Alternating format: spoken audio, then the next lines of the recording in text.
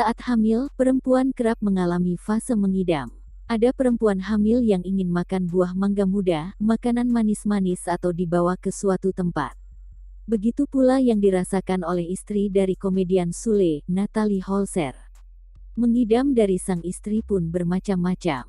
Hal ini diungkapkan oleh Sule. Sesekali Natalie juga sempat menjahili Sule hingga bikin gemas. Bahkan, Natalie Holzer sempat mengidamkan sebuah mobil mahal seharga miliaran rupiah. Nyatanya Natalie ingin membuat Sule terkejut dengan permintaannya tersebut. Karena kata Sule, usai melihat wajah Sule yang terkejut, Natalie langsung tertawa.